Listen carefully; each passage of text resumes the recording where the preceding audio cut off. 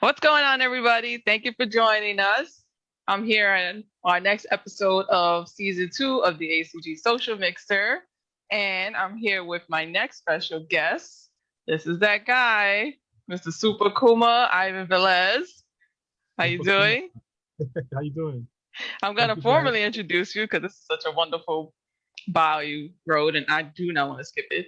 So it says, me. born in the Civil Rights Era Bronx of the 60s, Ivan Velez Jr. is a Latinx, creative capital, Xeric grant-winning cartoonist and writer for mainstream independent comic books. Ivan's also an urban artist with great significance to the comic book industry, creator of the Ooh, 80s comic series Tales of the Closet, and co-creator of the early 90s Blood Syndicate. Ivan has drawn and written comics that give greater representation to racial and sexual diversity.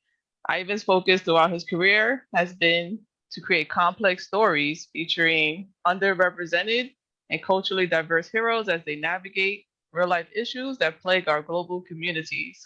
Breaking the glass ceiling, he was only the second Latino and Puerto Rican to work for the top two mainstream comic companies, Marvel and DC. Ivan has consistently pushed against those boundaries of the status quo to create inspirational works and characters. Woo, my man. Oh my God. I That was know, such right? an amazing bio. Well, Woo. when you write it yourself, it kind of works that way. Yeah. Only you know your story, but it's got to be told. And everything you Well, said is just so important from the beginnings of everything. It's like you were just born to do this stuff. Like, from what it sounds like, born in the civil well, rights yeah. era, doing, all Born, this was I probably know, meant isn't to that be. you could feel like the trailer voice, right? Born in the Civil Rights Era. But uh, I think the significance is that it's like it's not that I was born to do it. It's just that they really didn't let people do it before, right. and I was kind of too stupid to know that I couldn't do it or I wasn't allowed to. And I think that's what really was when you move forward, not knowing that you can't do it, and then it happens, then there's a good thing. And I think most people kind of accidentally bump into kind of breaking barriers, and then Hmm. but that's Right. my career. Yeah. Right. So tell us a little bit more about just your early days of getting into these genres. Like, how did you end up finding out about them and you realize for yourself this is something I want to make a living on forever? Well, the living part I didn't really know until I was like later on in college, but I Hmm. was always I was always that kid. It's like when in the '60s there wasn't any cable or anything like that, no DVDs or video games. We just had like the we had like five TV stations, and most of them turned off at midnight, right? And that big Hmm. black TV until somebody gave us one in the 1970s. And Hmm. it's basically you went to a movie if you were lucky, you got to go to a movie, and then you saw the movie once, and then it disappeared forever, right? Oh, right. Um, Yeah. yeah, so that's kind of the way it was. And comic books was something that I just glommed onto so quickly, and my mom was kind of like her fault, where she kind of like really gave us like she would get paid every week, and with that $1 she'd buy five comics and give them to me. Hmm. I did well in school, and it was Hmm. kind of like, she kind of like fed that. And my grandmother too. When I used to sit next to my grandmother and watch those novelas back in the day, and there's nothing like a 1960s novella. Those things were like amazing, and with cliffhangers and histrionics and all this kind of stuff going on. But it kind of told me how to tell a story. And then on top of that, you see, this is like the perfect storm of things, right? Because on top of it, not only the comics and like bad TV, where you only saw white people on TV, by the way, back then. Uh, the comic books were all white characters. We didn't even know the difference. Mm. Uh, we had a bunch of repeats from the '40s, like the cartoons, like Warner Brother cartoons, and the Right. fourth movie. But we also had Astro Boy. Like in 1964 came Astro Boy out of nowhere, and I would watch that in Kimber the White Lion with my grandmother, and I remember strongly seeing it when it first debuted, and she just had it on the TV in her bedroom, and the whole story just kind of went wham, like right over me, and I Mm. remember crying in Kimber Oh, because yeah. that first story is so sad, when he's like Hmm. father gets killed and the mother is like puts him out of the ship and he's like in the ocean on top of the box and he sees like his mother's face in the stars like, Hmm. so that kind of really, I was looking for emotion after that in my stories, and I think hopefully that's what I put in some of mine now, you know.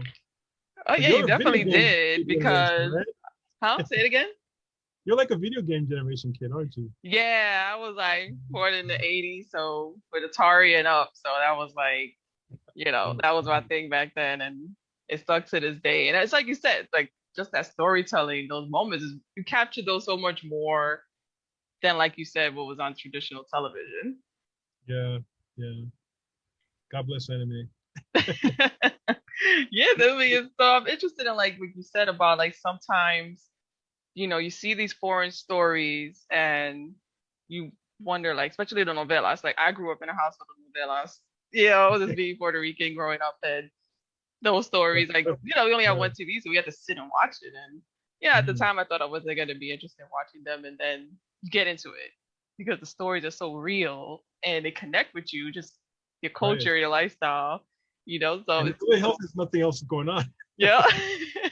No, yeah, true. It's sort of like, especially with that one TV, and your abuela and my mom had to just watch them. It was like no ifs, ands, or buts. Like, Right. it's either go do your homework or go read a comic or play a game, or you just watch what they're watching on But TV. she was never gonna let you go outside, right? Nope. Yeah, same with my family. Nope, nope, sorry.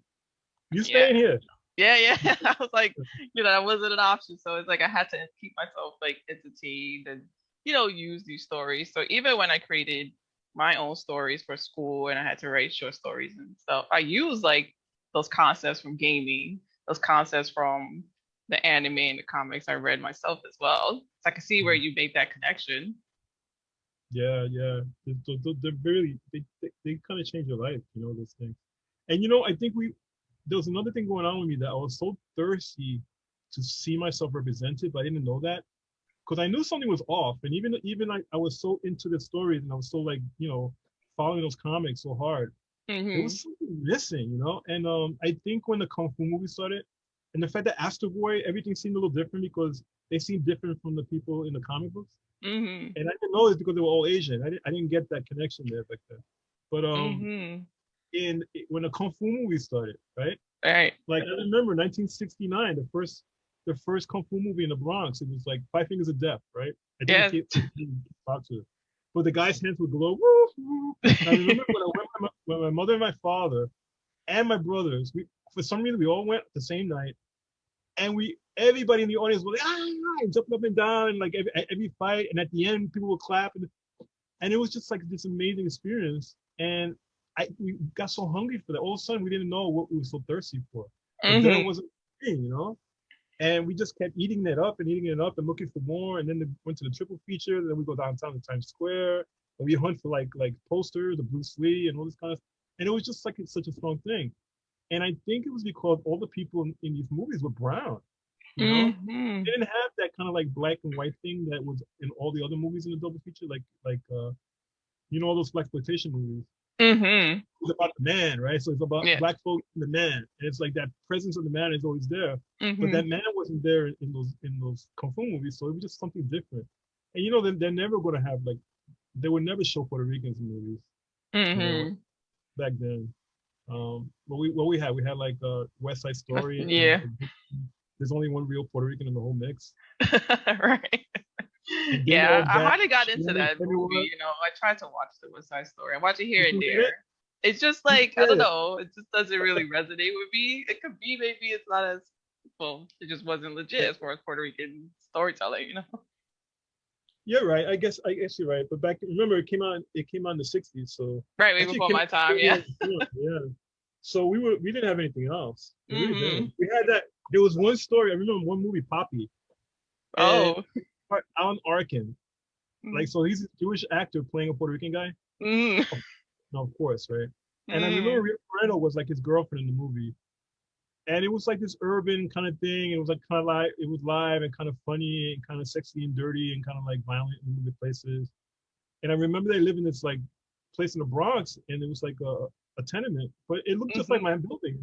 Yeah. So it's like, well, why did you want to leave so quickly out of there? I mean, everything seemed fine on my end. I mean, everything, you know what I mean? It's like, oh, I Hmm. gotta get my kids out of here. He puts his kids on a boat to try. I'm telling you, the script of this horrible movie, but he puts his two kids. It He stuck risks to their you for a lives. reason, right? It's just something I about know it's it. hard because like, and my mother hated that movie. She's like, everything I say, she spits, you know. But he puts his two kids because he wants a better life for them.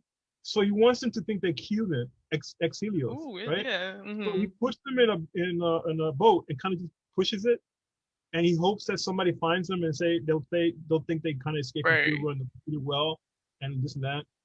And it's like, what a horrible thing! These kids almost like died of exposure because of that.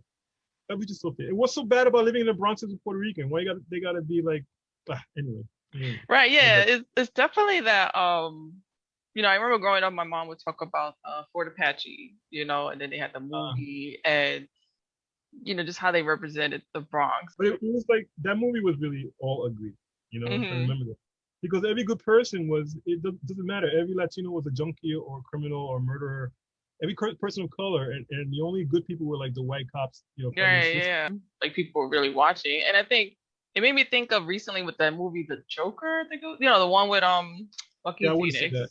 Yeah, I haven't seen it yet, but just the whole thing around it, and you know, just him being in the Bronx and filming in that area, it now you know it brought back you know sort of that outside you know blanquito or you know look of like, oh, this is what the Bronx is like. It you know it sort of maybe turned off to the movie to watch it. I know eventually I will watch it, but you know that kind of turned me off about it. Yeah, I know you because you want to be completed, so you want to finish everything from DC Comics, but you really don't have to because that film just feels like about a film about white anger, like white anger that the white man is feeling like he's not on top anymore, and he feels that loss for that, and he feels like not only disappointed and angry, but somehow clutching it to be on top again, and that just seems like the joke all over to me in that movie. So I'm just like, nah, I don't need to see that. Yeah, wow, that's a crazy approach. Yeah, I think I could pass on watching white angry films for a while. But I wanted to talk about because I know you get this all the time, you know, just working with Marvel and DC, but I just want to know you entering there as a Latinx, as a Puerto Rican, you know, just how different how was it then and now? Do you feel like all this cultural change is real? Is it, you know, is it something that is just the, you know, flavor of the month? Well, that is an issue, right? That's how real is it? It's like the dollars are speaking right now. You know, no matter how real it is, the fact that the dollars are behind everything, then they'll make it real. You know, at least for them. Because you know all that money is still going in some anyway. Right.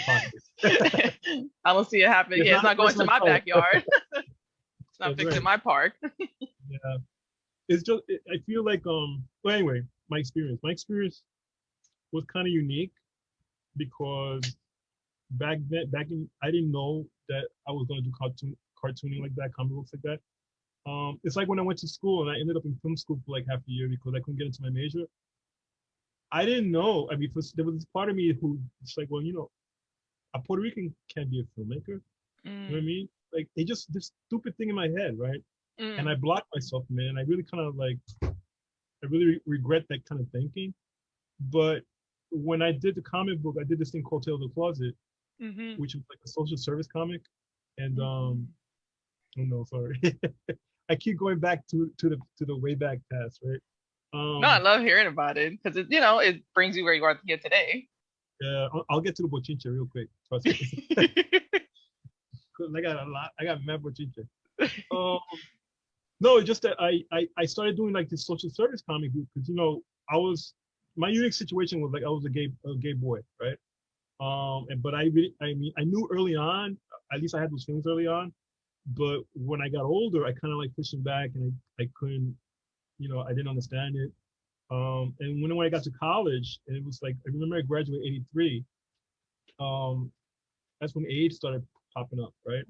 So you know, a person coming out back then had all these issues to deal with, and all this hate around it. And remember that all the movies, like you know, you either got killed or committed suicide if you were gay or lesbian in those movies. It was just like this thing, right? And so I was lucky that I got to this agency who just started up that first year. I was like that first year I went for counseling. I think I was like 19, and they kind of told me that this is like the color of my hair. This is nothing to be ashamed of. This is just a part of you. This is just who you are. Whatever your orientation are is already set by the time you're 2 or 3 years old, and there's no really choice in what you are. They're just who you are, right?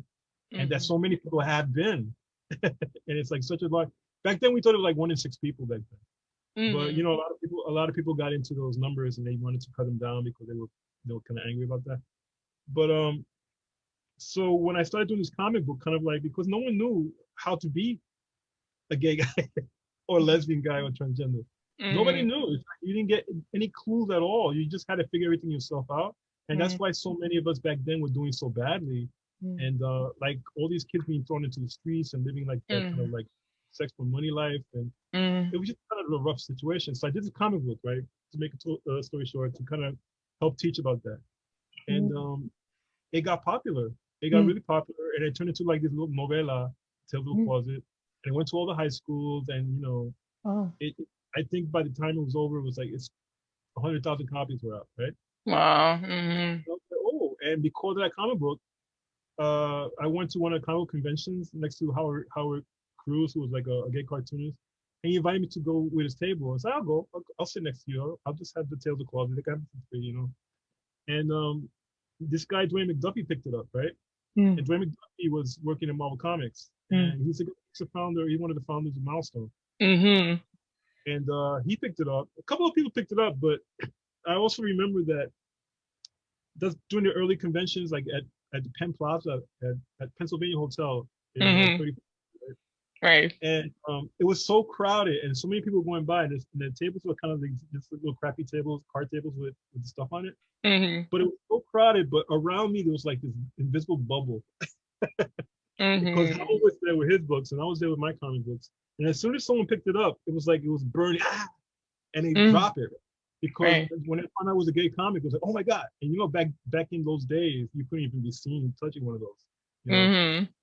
So the fact that Dwayne McDuffie took one and came back to talk to me, that was like amazing. So I went back the next year, and he said, oh, I'm looking for you. And I said, what you want? Which one? I didn't know who he was. He was just like this big, tall black guy. Like, I know he was talking to a lot of people. So I said, oh, he must have some juice or something like that. Or he must work for one of the companies.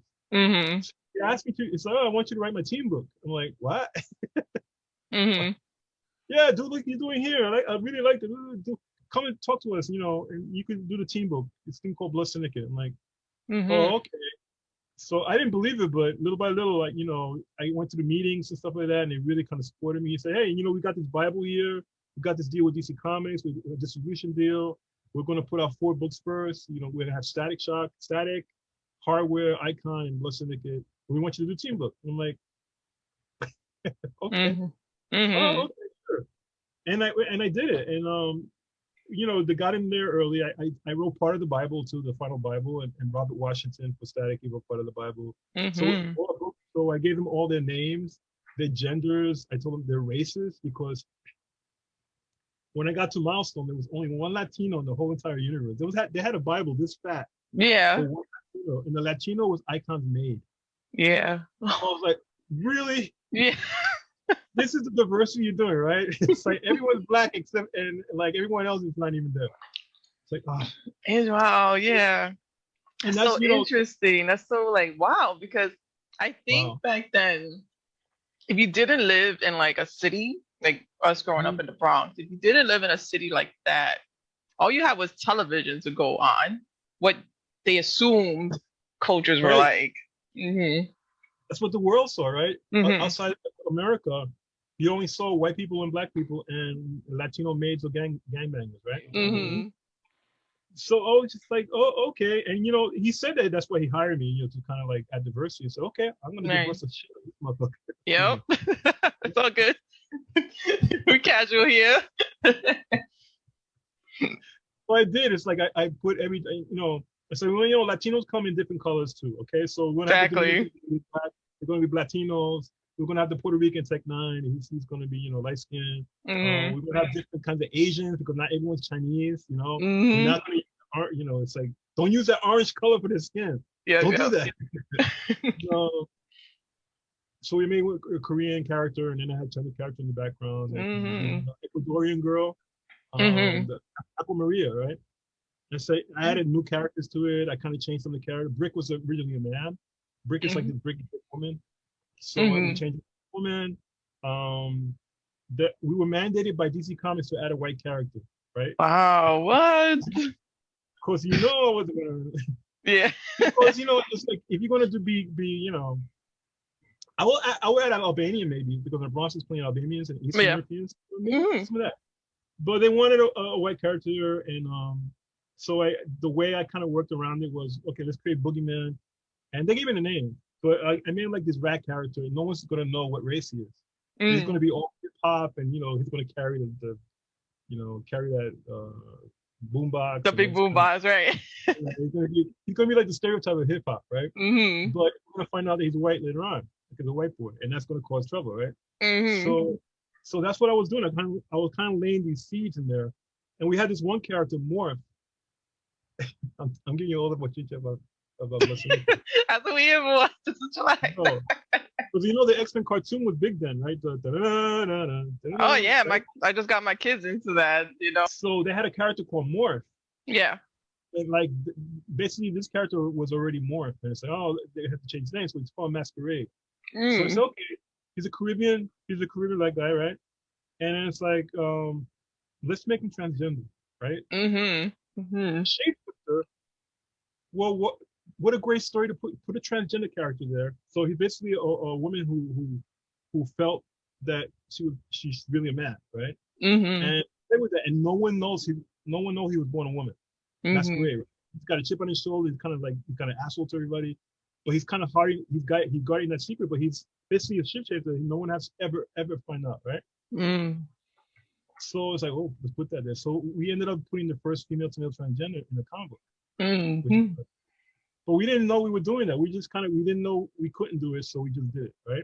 Right. Yeah, and like there were other transgender characters not in this series, but in like Death Wish, another writer was doing one. Mm-hmm. Um, I had my own house in there, the ball house, the little bogey house. Yeah.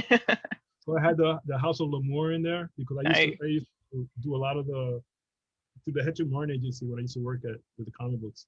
We had a lot of ball stuff going on, and giving safe sex information and condoms to people, stuff like that. Mm-hmm. And so I just put a little bit of that, and I had all the costumes made by Kuka, and Kuka's this transgender woman in a wheelchair. She's kind of like, she does everybody's hair. I love that so much. That sounds Yeah, like something like I probably know a person like that in real life around my neighborhood. yeah. So I thought, hey, let's do it like that, and they let me do it. They let me do it, and I didn't know I couldn't do it. For instance, I didn't know I Right, couldn't right. do it. So, Aqua Maria is a character who showed up later, and she comes from my family's between with Santeria and stuff like that. So Right. Mm-hmm. okay, she's like Yamaya, right? She's gonna Yeah, look yeah. like water, and Mm. Nice. so, but I say okay, but she doesn't know English. Okay, she's a recent immigrant. She's there with her family, whatever. She's left who left. She's gonna speak Spanish, okay? And Mm-hmm. they let me do it without subtitles or without any kind of translation Hmm. because I wanted them to feel like, okay, well, this is what they go through when they're in America. They hear all this Exactly. language in Spanish. So I want you to see how it is. Mm-hmm. It's like the authenticity, the way inside there. Yeah, we did. We were real. We were pretty real. Mm-hmm. So it was funny. I used to curse in Spanish, and they didn't. Milestone used to black out the Yeah, yeah. curses. We could curse whatever we want in context, but they would kind of smudge it out, right? Mm-hmm. So we would call everybody words like crazy, but they didn't look up the Spanish words. So I would say pendejo, my phone, sucio, Yeah. I got caught on the fifth issue. Oh. Like one of the executives, hey, this is cursing, right? And then like I had that meeting in the office. It's like, okay, Yeah. so, okay. But that's what it was. So I was doing that for a while, and then because of what happened with that was a great place to work at because everyone had a mission. We were all people of color. We were all like writing and doing this stuff like that. We meet. It's that drive. Yeah. You have It was that such a vibe. strong It was like passion. Yeah. because we were the first ones to kind of do it, and we did Yeah. it well. The things were tight. The art was really good, and it's just like there was just this energy that was like wonderful. But then politics got into it. Bob Washington was the guy who wrote Static, and he left on bad terms because they took another book away from him that I think they should have just let him do. It was all this kind of stuff, and I had to write Static for a while. And then I thought, of course, they put me on the gay issue of Static, with his best friend. Like, really? Right. Okay. I guess they at least I could write something I know about, right? But, they did issue 25 where Dwayne goes, I want Static to lose his cherry. Okay. But, oh, you sure? Yeah. We'll do it. I'll do it. I'll write it. So then I started thinking about it. It's like, you know what? I don't want this to be like the way I kind of approach it. I don't want it to be kind of lewd or something like that. Or I just, I want this to be a moment that he decides with her, like very respectful to each other. And the scene where his father, where he's trying to get information about, like, he's trying to go around this, like he has a chance, he's going to visit his girlfriend for her birthday, and he wants to know what to do. His father, and his father kind of figures out what he's talking about. So his father just sits him down and said, listen, okay, these are condoms. And I gave the whole condom rundown in the comic book, right?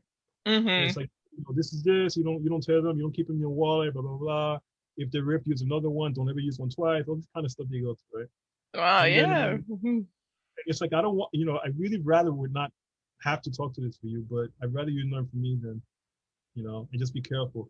And then be respectful to her because she's sharing something that's very deep and personal, and and very intimate, and you have to respect her for that, and come to the decision together. And if at the last minute she says no, you say no, that's it. It doesn't mean that she's a bad person. It doesn't mean you're a bad person. It just means it's not the time, right? All this kind of shit. It's like good advice.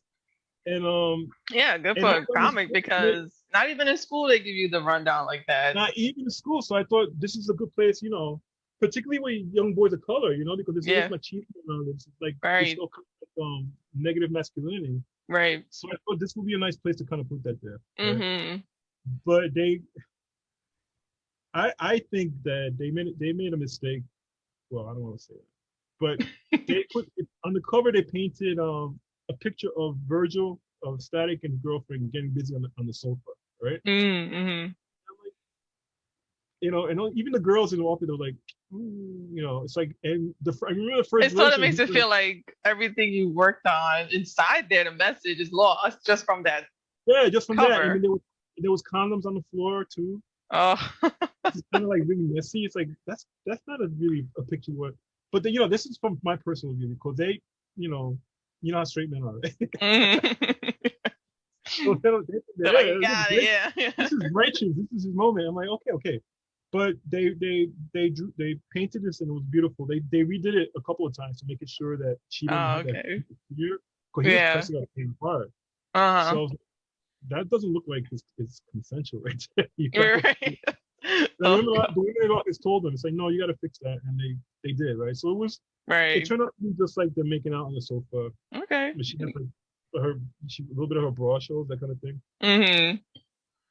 And the DC executive said no.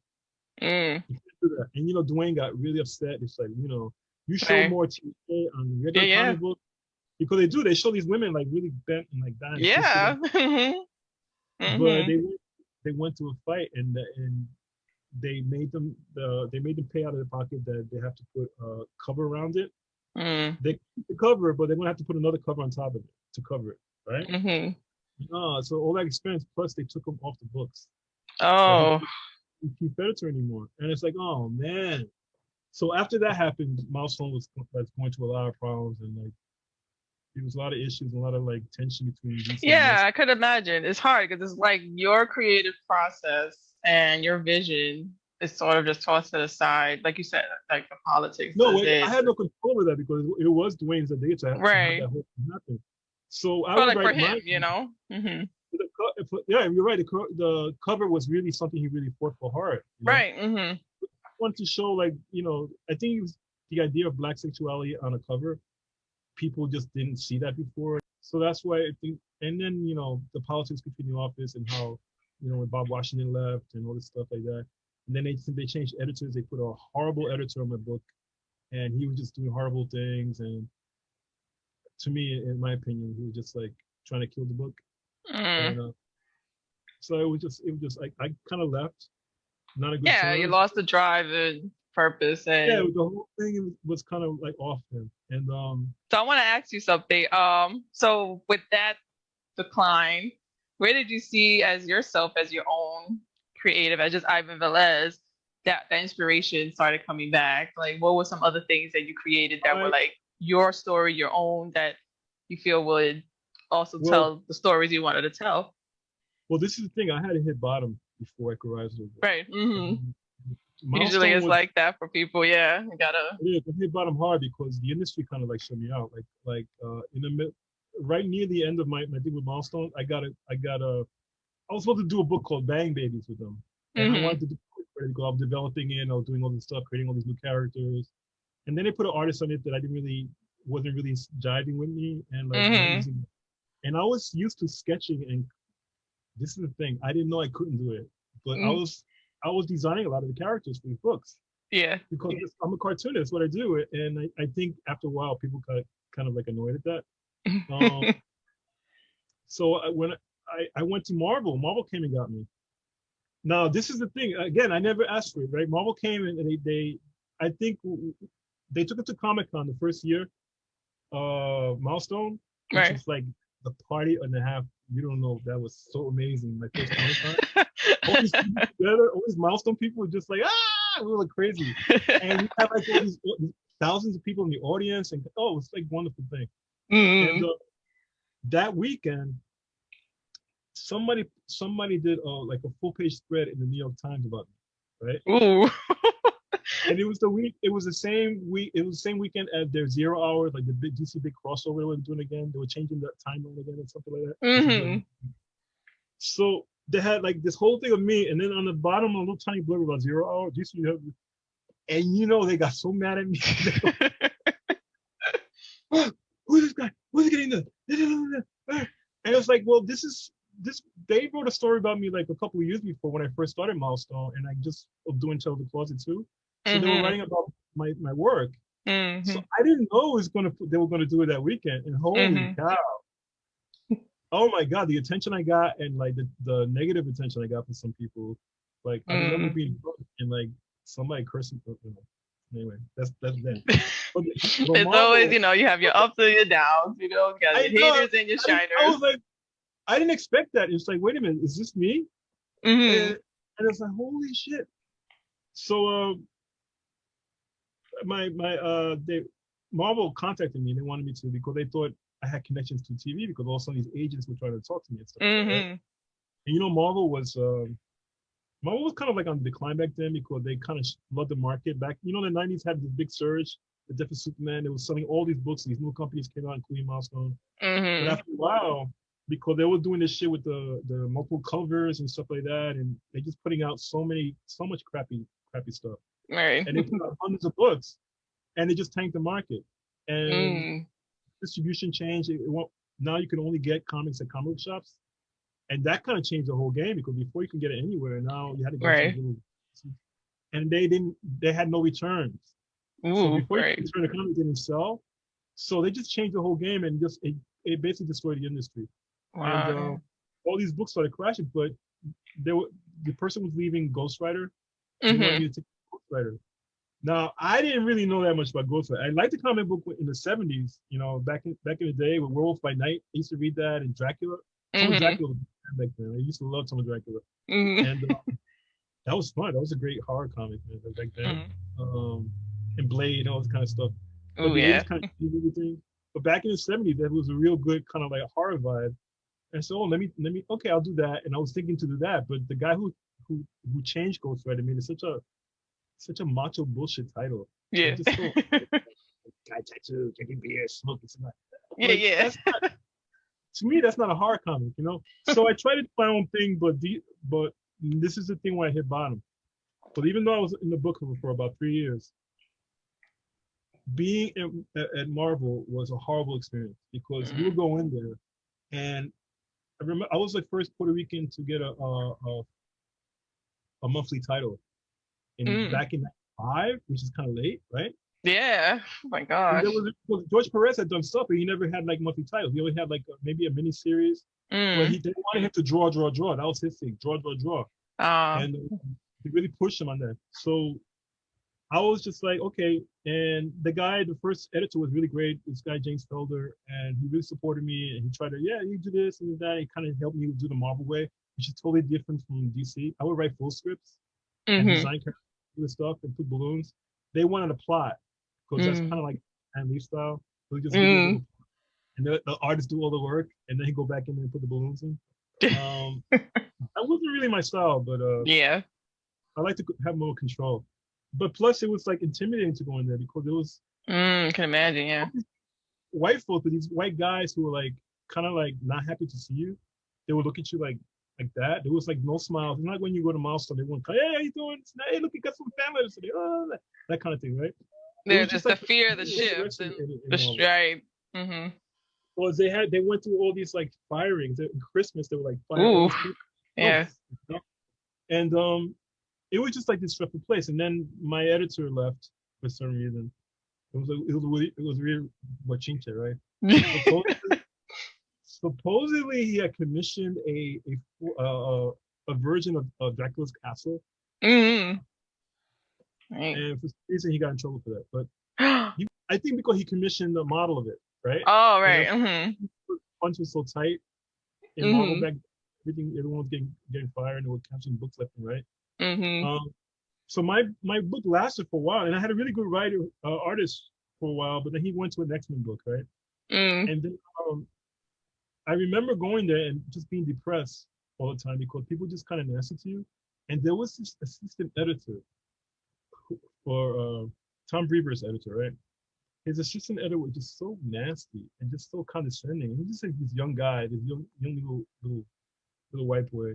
But he just felt like he was the owner of Marvel Comics. He felt like he's the guardian of Marvel Comics. Oh And it was God, so I can't funny. stand those like gatekeepers. Oh my God, he was such a geek, and I felt like he was so condescending, and anywhere he kind of jumped on. And I remember that there was a crossover with the X-Men, like they had this kind of like weird crossover, and my book was supposed to be in it, but I wasn't told. Mm. And then, like in the advertising, they would spell my name wrong, like Oh big God. letters. And I know he had to do with that. I know it's him. And Mm-hmm. and plus I was on antidepressants back then too because of Milestone. I was kind of getting off of Yeah. that. So That's it what was I'm just noticing a lot. Like when it comes, I guess there's a similarity. Like I talked about this when the Berserk author Kentaro Miura passed away, and right. the manga industry and the comic industry is like just that workload. How it could just cause so much mental health and like It does. stress. Your health could decline and stuff. Mm-hmm. Yeah. And plus, it's the only job I have now because when I used to write 4 titles a month for Milestone. And then, yeah, it was hanging on to that ghostwriter. And James Felder was giving me other work. And I did like an Abominations thing. I did like a Venom miniseries, Mm-hmm. which was well received. Thank you very much. But Mm-hmm. I have to say that all the time. But like, there was this one editor, and I remember he wanted me to pitch for Micronauts. And I was like, okay, give me a pitch. Mm-hmm. But for some reason, he got mad at me. Because I criticized the writer who did Ghost Rider before. Because he left me with all these like there's all these like plot points that I have to finish now. He started all these stories that he never finished, and I'm spending like a year trying just to knit everything together so that it makes sense, right? Right. Mm-hmm. This stuff in the story doesn't make sense. Like if Johnny Blaze is the ghostwriter, the original ghostwriter, then Danny Ketch, but Danny Ketch is his brother too. Well, how did that happen? And why did they have a different last name and this and that? Why is he so much younger? And it's like, so I had to kind of make sense of everything and Right. like Yeah.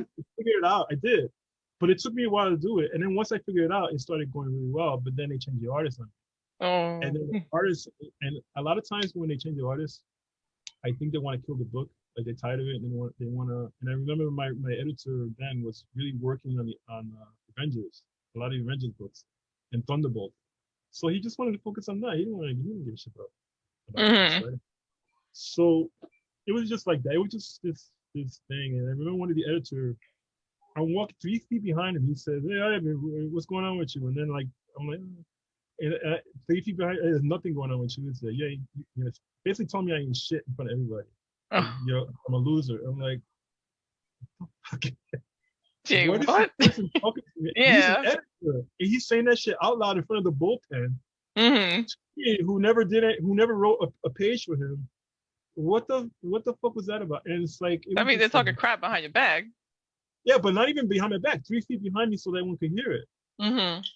So what am I supposed to do? Like, am I supposed to? It was just hard. So the whole this situation of Marvel was just depressing. It was just after a while, it was just like hard to go there. And then Yeah. they told me they canceled my book. First, I panicked because I didn't have any work, right? There's no Hmm. unemployment, so you're stuck. You got no money. And Hmm. then not only was I not canceled, but my name was kind of shut out. Oh. So no, that worked for me, right? Oh, Mm. horrible. And then I started scraping bottom. There was no work. I had to get a job like cleaning floors at Toys R Us, part time for like $9 an hour. Oh, it's horrible. Oh my God, it was so rough. And I had to Mm. pay. And I was living. I couldn't pay my own rent. It was just all this horrible stuff going on and on and on. And just this bad luck. And it's just like the antidepressants were like hooking me up, so I had to stop in cold turkey. And Hmm. it was just rough. And then I Hmm. realized I started teaching, and that's Mm. what really saved me, right? Right.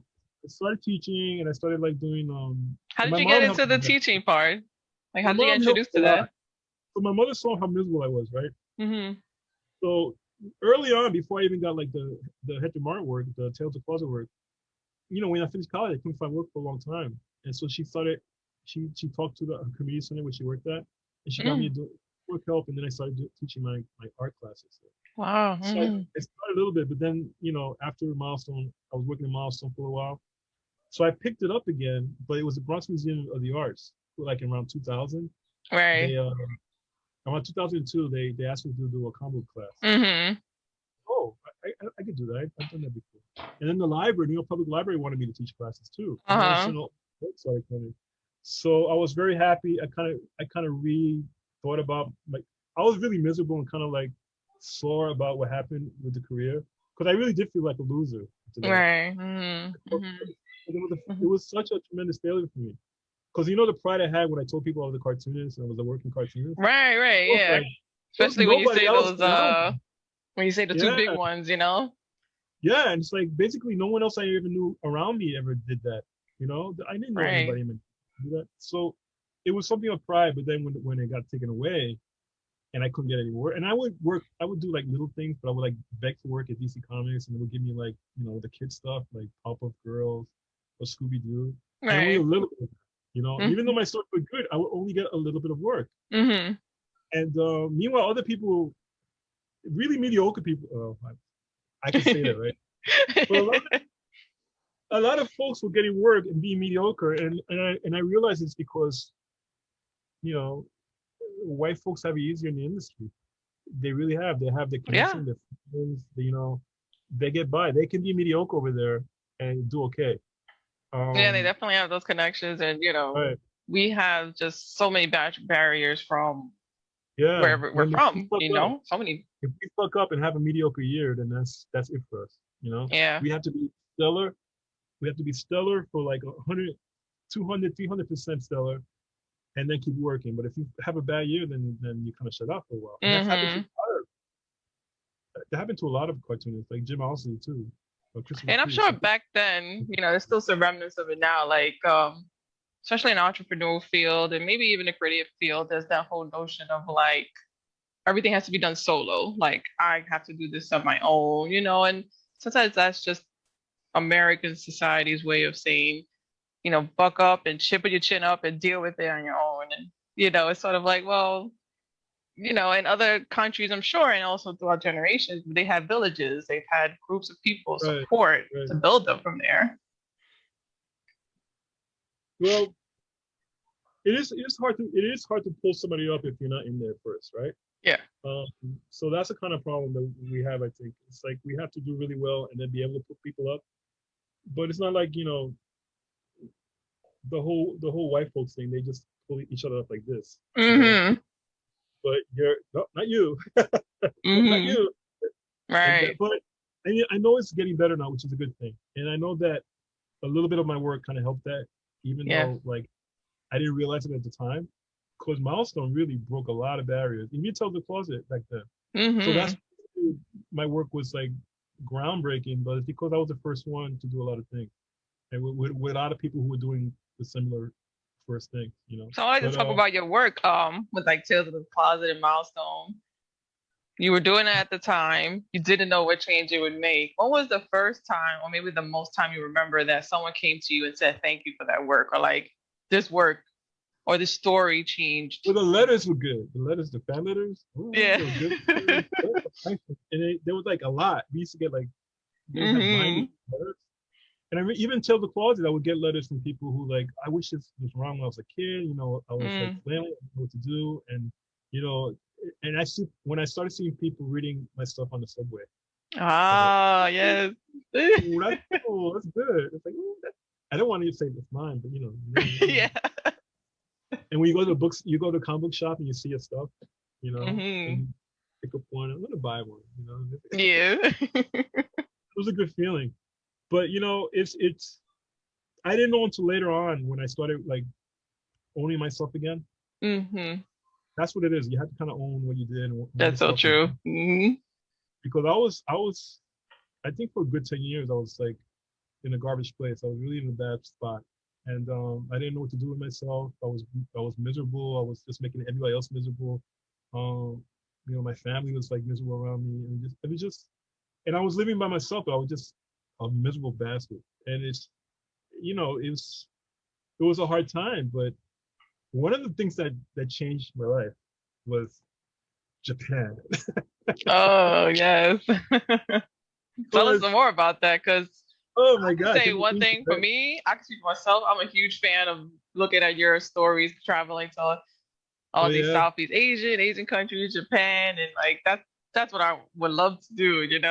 Like teach Uh, me, man, teach me, sensei. or you can go. All you got to do is save up a little bit, and you take it off your taxes. You take it off your taxes. You visit the museums. You buy some art supplies. You take it off your taxes.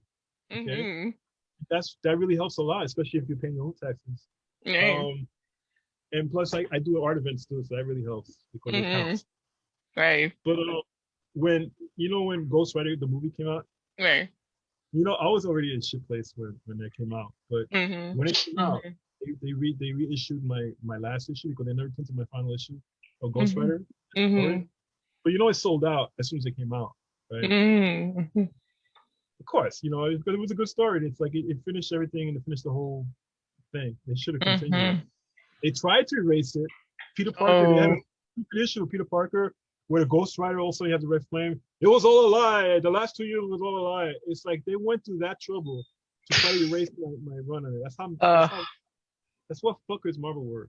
Yeah. Like, and The bullshit so of it. Yeah. there's a lot of bullshit of it. And then I'll tell you something at the end too. But and Ghost Rider, the movie came out, right? Hmm. And they invited me to the premiere because I'm like, oh, let me check and see if any of my characters are there, right? Hmm. And then I look at his name, it's like Wallow. It's like, oh wait a minute, didn't I create Wallow? Isn't this the character we're gonna hear, Yeah. right? Yeah. Which by the way, Milestone does not.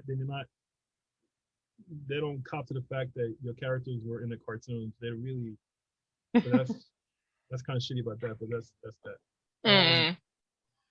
So I went to the director said, oh yeah, I created Wallow. Hmm. Bullshit. So even though Hmm. Marvel Comics is about names, right? Because they're Hmm. IP names. So no Yeah. matter what, even the character doesn't look like the character I created, I still created a character in the Ghost Rider run, the last Ghost Rider run, which is the last issue. Hmm. So I forwarded and said, listen, you got to acknowledge my characters. I went to the financial office. I tried to say, listen, this is my character, we're in a new character agreement. So, oh, you got to do them all again and show them that. So I did them all again. I listed all the characters I did, like Brack Rose and all these other characters I did. And I gave it to them and I listed, thank you so much. And it's like, oh, great. When do I get the check, right? Because Hmm. they give you like a stipend if your stuff shows up in the movie. Right. Hmm. So I'm like, what do you mean, what check? It's like, well, the character was in the movie, right? So yeah, the character was in the movie last month. You just did this right now. And I'm like, what? What do you mean? What? Hmm. So they still try to screw me out of that. And the Marvel financial offices are really horrible that way. They really try to screw everybody. So they don't like to give royalties and like all this stuff and digital stuff that they have all these like my ghostwriter run in different countries in France and Spain and Brazil. Mm-hmm. You can get a penny from it, right? So Oh, I called, I contacted the IP office of the movie division, right? right. And within 2 weeks, she go, oh, of course, yes, of course. And since I designed the character as well and created the character, I get double of the stipend, right? Mm-hmm. So it's like they gave me $7,500. Okay, here you go, 7,500. That's the that's what you get for the if you have a movie and a character, which is not much, but when you think Mm-hmm. about millions, right? But it's like okay, and I was so you don't know how so broke I was, and I was like I was 3 months behind in rent. It was like I was like oh my god, so I paid my rent and Yeah, yeah. I went to Tokyo. Really? I didn't know that. Whoa. Yeah, because I was like I'm getting old. I gotta go do something, and let me How go to long were you living Tokyo. there? No, I went to visit. Oh, Uh, I okay. had I had an ex-boyfriend from there, so I said, you know what? When you came to America, you stayed in my place. So now is my time to say your place when I go The back. I just exchange, stayed yeah. there. And I Yeah. went, and it was a whole new like boom, my world kind of opened up all of a sudden because I went to see all this art, this manga, these museums, all these kind of different worlds. Yeah. And you know what? I'm gonna go back. And I started trying to figure it out for every year. And then I started doing the art event there. And that way I can pay my taxes. I can use that for the taxes. I Nice, kind of like yeah. build my art career and this and that. So and making connections. And it just like I started going more often. And like I'm so sad that I can't go for these past 2 years because of COVID. Right, yeah. Every time I see you, I think about you like, oh I gosh. know, but I'm going to, and I complain about it too a lot. It's sort of like, you're just sort of your escape in a way. Like, Yeah. that's such an amazing place. And it's something to look forward to because you prepare the whole year to go for that month. I could Um, imagine, yeah. It looks like yeah, it. Mhm. save money here, you get the hotel room, you get this and that. It's nice. But that's really open going there kind of really opened up and made me really think about myself and my career and like I started my website, my Planet Bronx. I started going, okay, I'm gonna do this, I'll figure out Tails. I make sure I got the rights back. I got the rights back, so I own Tails now. Nice. Um, yeah, so I'm like, okay, I'll do this. And then something happens to me every 5 years, it seems. Like I get like a break, you know? Hmm. I get that So I every two try years. I feel like something happens to me every two actually, years. I think it's oh, every you're two for me. lucky. You're lucky, that's good. Um, because that's very good, 2 years. It's like I wish mine's gonna have to be 2 years now that I'm old. But every 2 years, like I got a Xeric grant, right? To do Hmm. which is basically they give it to independent cartoonists to kind of publish a volume. So I said, Hmm. you know what? I got the rights back to Tales. Let me start putting them out in volumes, right? Hmm. So I got that. I put one out to volumes. Of course, I I over printed, right? They gave me 5,000 to print it, and I made a deal with a printer from China, and I got like, 4,000 copies, Hmm. and there's like half of it still sitting in my closet.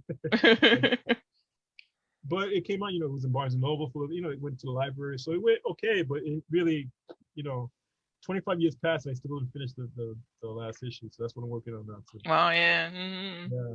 But then 5 years after that, I started teaching. I started going here and there. I started trying to do, more social service kind of comics, what I used to do as well. Hmm. And I applied for this grant because I was getting grants to do like the Bronx Council of the Arts. So to teach comic culture, I started getting, and getting them, which is like, wow, okay. I didn't know it was a Hmm. good grant writer, evidently, you know. And I applied for this. So you should try for this one. It's like, well, this is a really big one. You should try for. So I was like, all right, let me see. And it was a really simple application. It's like, okay, put your dream project there. If you could have a dream project, what would you want to do? And it was Hmm. kind of easy because I remember that when I was at the convention with the queer comics with the Taylor Closet and Howard Cruz before Hmm. Drake, I was like, you know what? These comics are.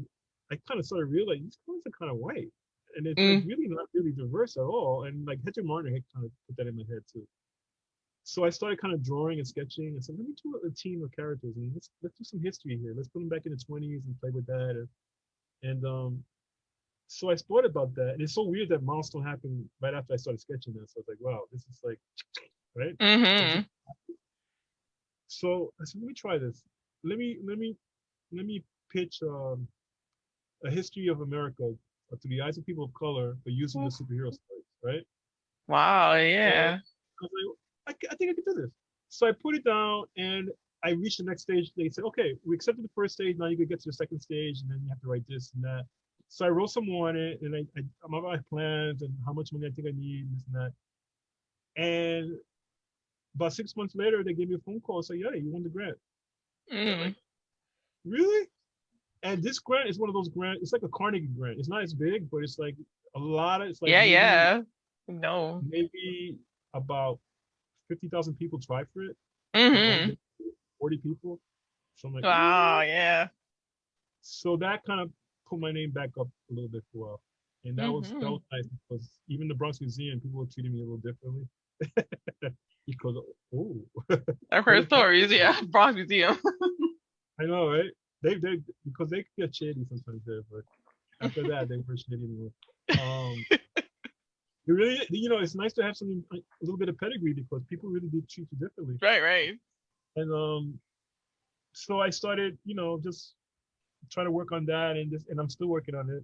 It's a little late, but I'm still working on it. They give you like $50,000 for that, but it's like an Mm. account, and it's for that project, and Nice. you can actually go here and there, and you can travel for research, which I did a couple of times. Nice, yeah. Um, I still have like a chunk of it, about 20% left. I still have it for the printing, and that's what I Mm-hmm. have working on writing. Nice. So yeah, so that's the stuff I'm working on now. And Monsters of the Bronx.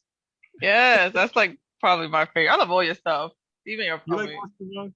Yeah, Yes, that's I'm like my surprised you didn't one of fly. my favorite ones. But just getting to like I wanted you to show some of your stuff. I love everything you're Oh, telling me. You're like such a I natural know. So you gotta storyteller, talk, right? natural storyteller of the I, Bronx. I got Nobody my can teacher. tell. I'm telling you, but yeah, anything. It is Let me what I make can you a tell, right? host and Sure. just tell us, show us, or tell us My anything you pictures. have upcoming. Tell us, show us work of your travels, because I have a lot of people that are on my ACG social mixer who would love to go to Want to travel? Japan. And they want to do business out there. They want to do art galleries. Like myself, I want to bring this social mixer and Tokyo Bronx to Japan one day. And it's Right. like, why not speak Well, to you? that's good. And another thing is to kind of like find people who are working out of Japan already, like your Instagram. Follow some of these. There's a woman. Oh my God, what's her Mhm. name? She can hear me now. I forgot her name. I blanked out. But she does comics, and she goes to Japan and does kind of like a travel comic. So she goes Right. there for Hmm. research, and she got a publisher, so she can go back and forth.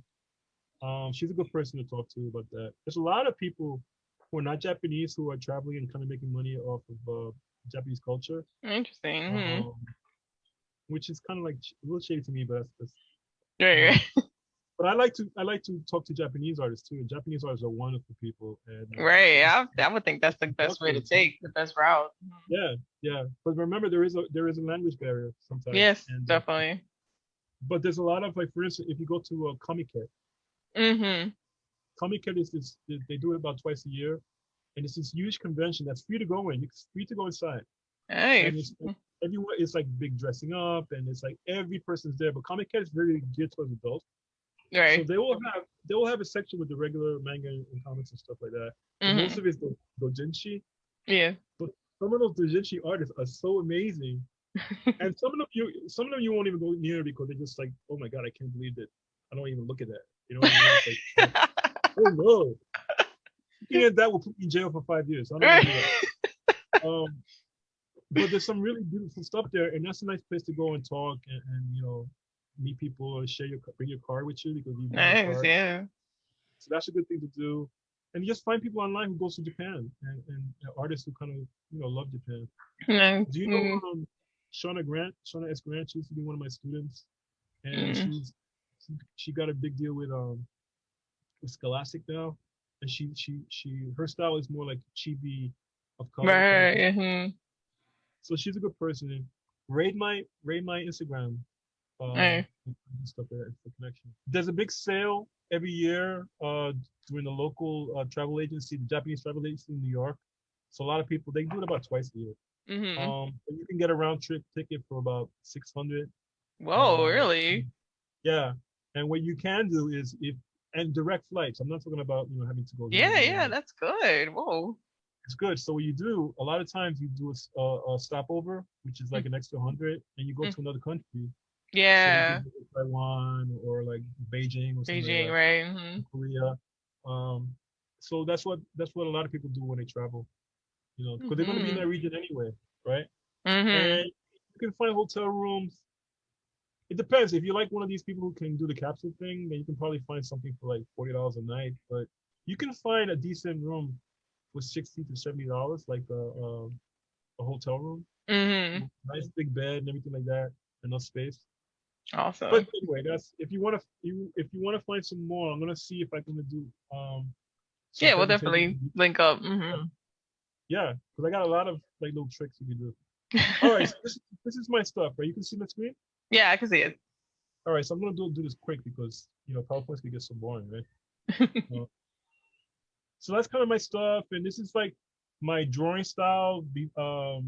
This is kind of when I was working before Milestone, when they just said, "Hey, you want to work for us?" So I Mm-hmm. started kind of sketching out the characters in my head. So that's what in my head they originally looked like that.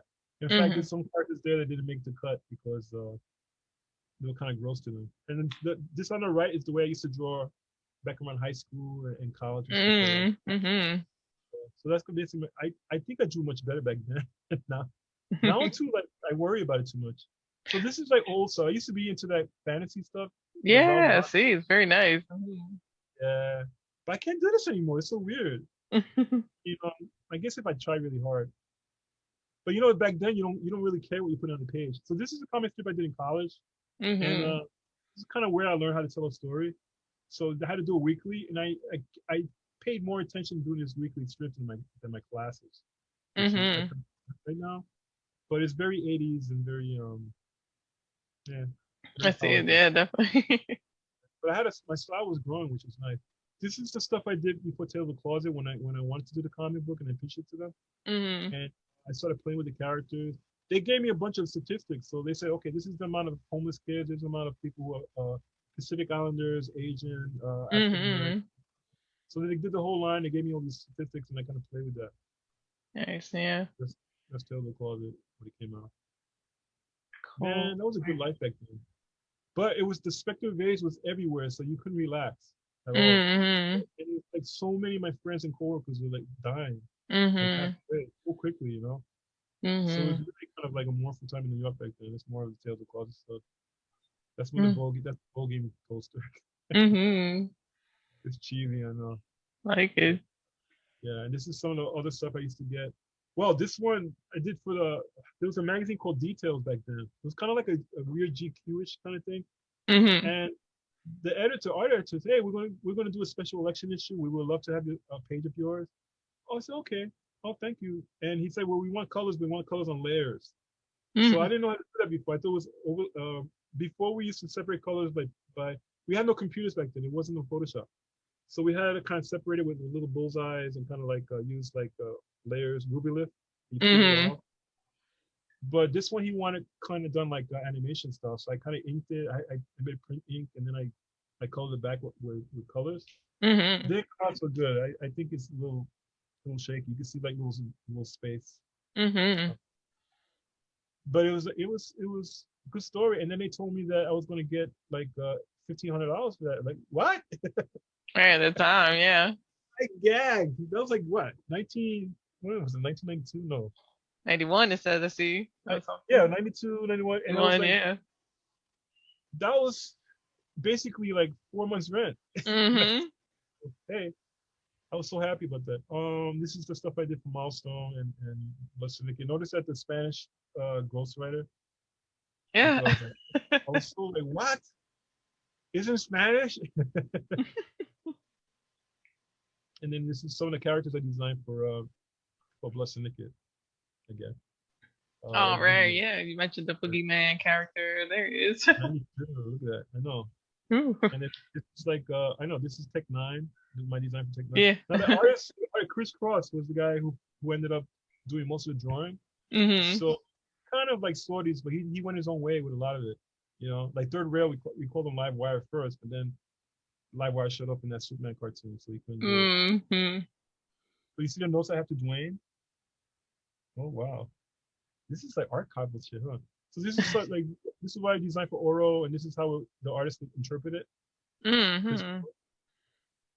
This is Iota. I created her too. Yeah. And, there's a lot of characters that kind of. Kwai was my favorite because I brought her with me. She was something I was working on before, like when I was doing that.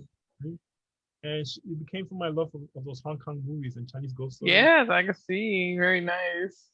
You gotta see Chinese ghost story if you haven't seen it. No, I have to see it. Yeah. The one for the 80s. No, for the 90s. Somewhere in my Blood Syndicate. Not in front of the dog. And that's Aquamaria. Now she ended up. They put her in the Static Shock cartoon too. But they didn't want to acknowledge that I created her. It's like, what are you talking about? Wow, that's so crazy. There was no Latino character. This is Aquamaria. Oh, Dwayne said Aquamarine first. It's like, no, Dwayne told me that when I told him about this character. It has nothing to do with this. It's like a military character he's talking about. Anyway, this is Demon Fox. That's Bison. But I love the way they drew her. Yeah. And this is when the only time I got to draw for Blood Syndicate, when they were going to do that crossover with DC.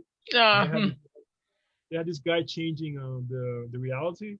So I was going to have my character, the Blood Syndicate, turn into Archie characters, right? I see. So, we copied that giant size X-Men #1 format. It was great. I loved it, but then that's how it looked like after I drew it. And but then DC got angry and said, no, they're gonna sue us. Archie's gonna sue us, which I think they wouldn't. It was total parody, Yeah, right. We even it's not like you were stealing the characters, No, this is style. Yeah. And we were making commentary that kind of comic book, and it was like, what if they were in that kind of comic book? And then we even made a scene where they were like Richie Rich and Casper and Wendy the Witch. Yeah. Those characters, and that was such a great scene. And they made us take that out too. It's like, oh. And that's the infamous Static 25 cover.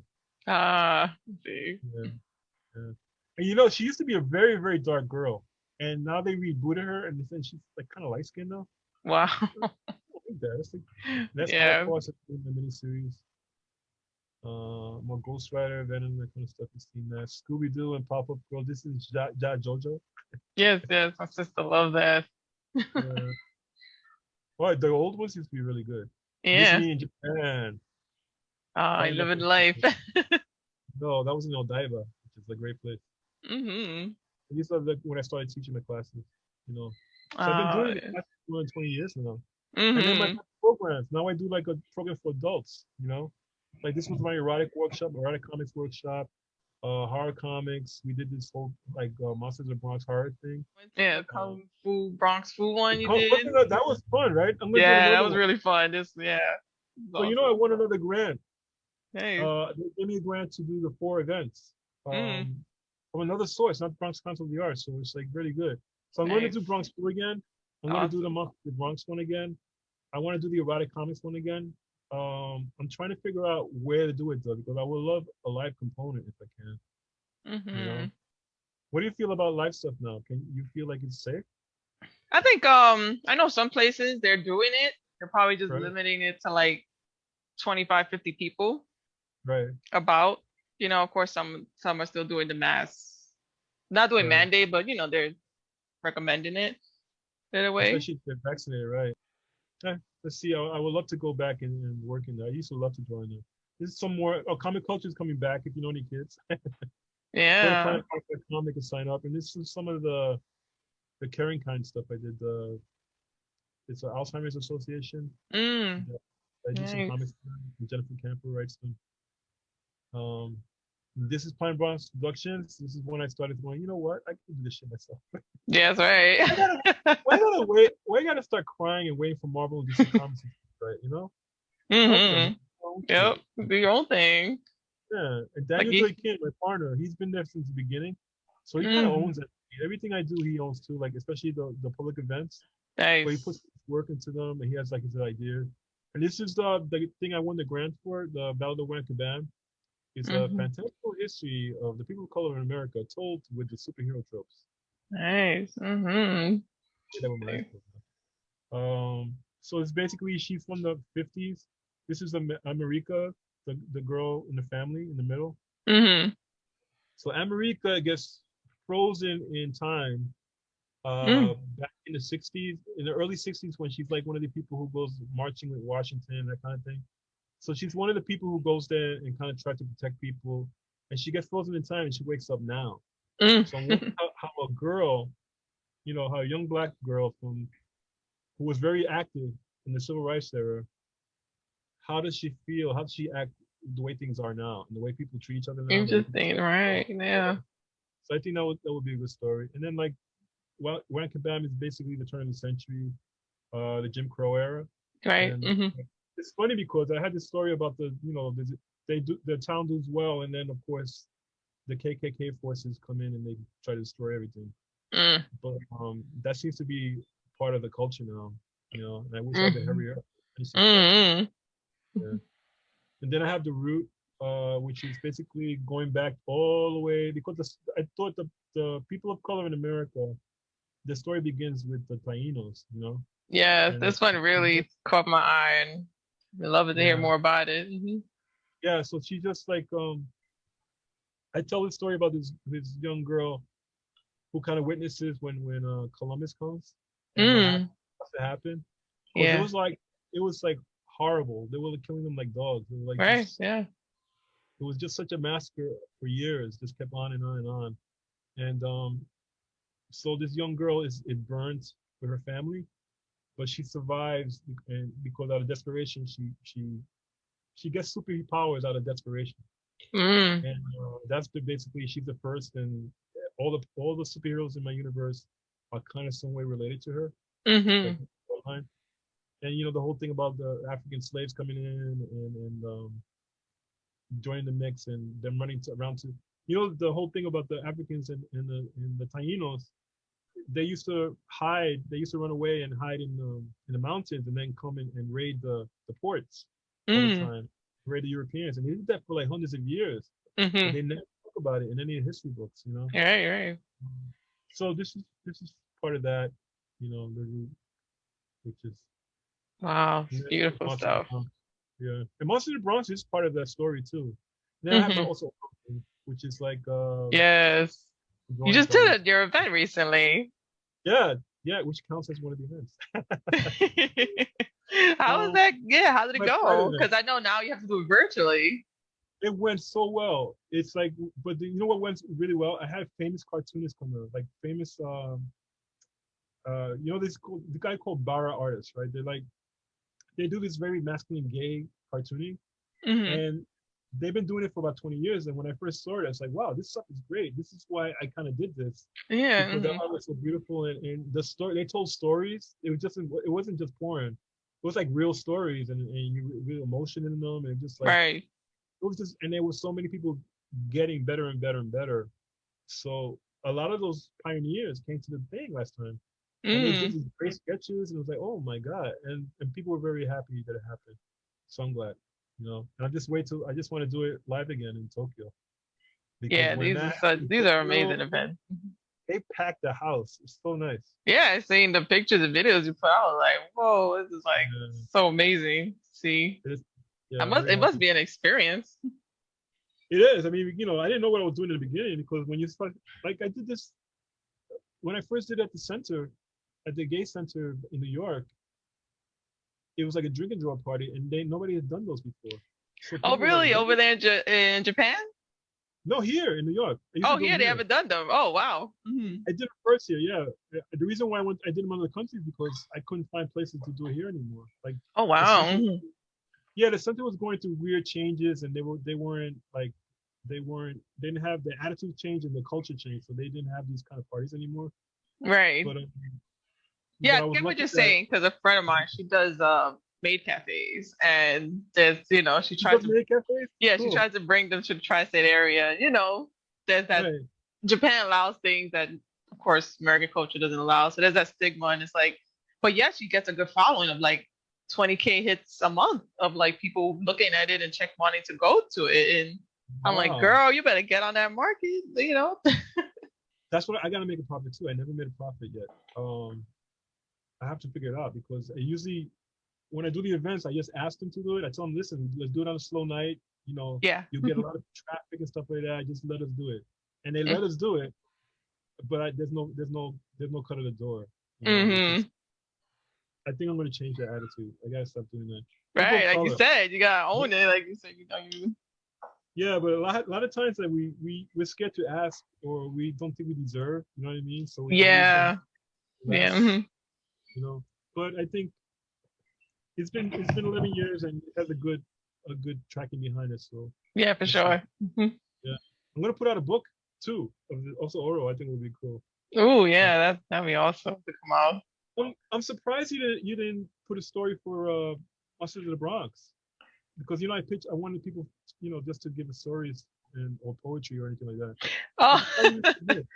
I'm like, well, I'm telling you, I'm like, I don't feel I'm like as creative as some of the other people I can recommend to you. Yeah, But it's I just love the idea of it.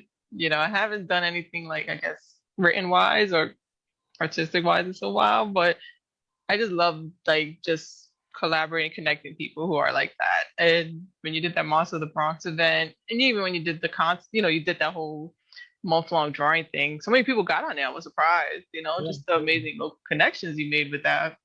It was wonderful. Yeah, How is that and book going? it's going great. It's all together. I kind of had to chuck two Awesome. stories out. I How kind of at the many? last minute I had to chuck two stories because Oh, one was one from a guy in LA and I had some readers read it first and I thought it was okay, but maybe just because I don't get it doesn't mean it's not good, right? right, It's right, like right. but then the person told me that it's just not ready yet. That it's like there's no through line. You can't really. It's really disjointed. You have to work some more on it. So hmm I'm gonna get back to him and work on it. And the other hmm guy too, he didn't really do much changes when I asked him for the edits. hmm So he's gonna have to take his back. Maybe if it's ready for next year, I'll do it in my second volume. All But I'm gonna right, do a right. volume every year. I'm trying. Well, every 15 months maybe I could do another volume. Right. So when could we expect that Monster of the Bronx book? Well, I still got the money that pays for the grant money, so it was part of the New Works grant from the BCA. hmm So the printing I put aside, I did the work. Um, so I'm just waiting for it to be final. I'm having some people read and give me the last edits on the typos and stuff like that. Nice. And once that finishes, I put it to the printer and get it done. So maybe I know that I have people asking me every day. Yeah.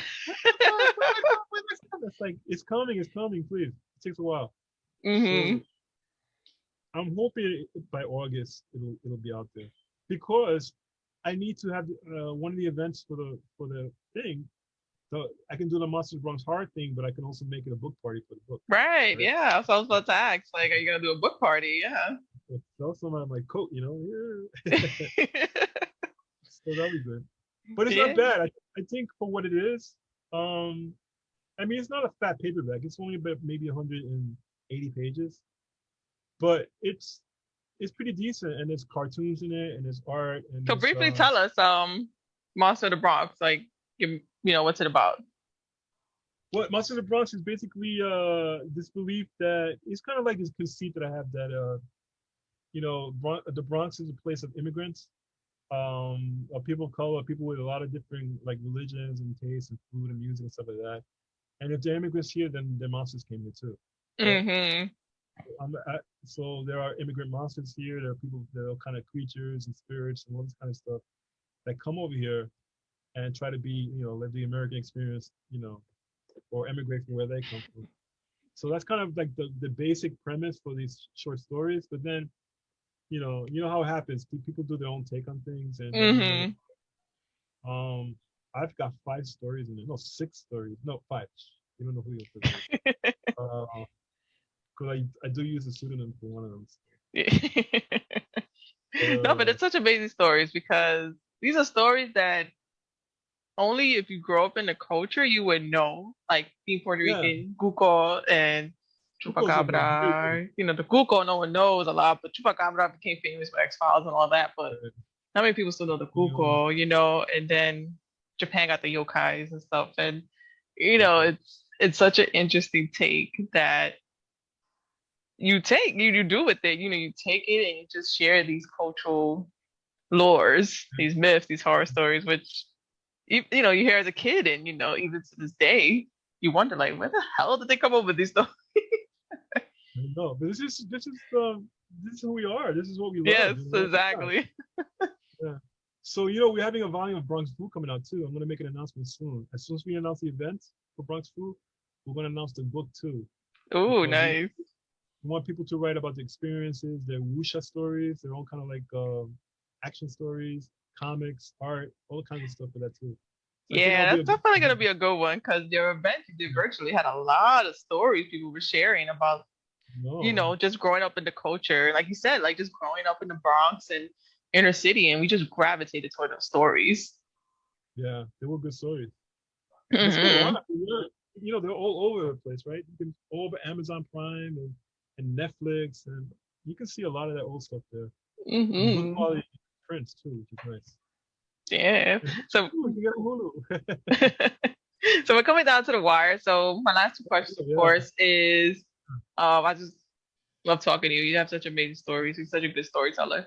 Um, so my second to last question is, you know, the ACG, Anime Comic Gaming Social Mixers and Network that we connect local creatives and fans of the genre to come together and just build their, you know, their creativeness and just connect with each other. So how do you feel when it comes to that? How is networking for you? How have you networked that has worked for you? How has it not worked for you? How do you network when it comes to this whole genre? Huh. Well, you know, like comes to like, right? Like we just gravitate towards each other. So Right. I think a lot of it starts in the social media with the Instagram and stuff and the Facebook and how we kind of That's been a find our big way thing, to, yeah, social media. especially Instagram, I think right now. We like the same kind of art. You know, there's some beautiful art coming out. We like the same kind of YouTube videos. So that's nice. These events, I think a lot of us doing now. I mean, you're doing a lot of really nice events. I know I'm not the only one doing these kind of events too. Um, I think they're more pointed, which is good because that gives us a place to go, um, especially with the places we like. You know, the whole kung fu thing, the horror thing, the erotica thing. You can do the bear thing. Mm-hmm. They're it's like we open the door for people to say, yes, I like that. I can go here too. But you know Mm-hmm. what? I like it too, so I go over here too. You know, it's like that. Mm-hmm. Cause we're not all just one type of nerd. So we're true, right? all twisted in so many different ways. Mm-hmm. Yeah, we're not just As one type. far It's as so true. That's I love that. Yeah. we're so multi-twisted. Mm-hmm. Multi-twisted. That's a t-shirt.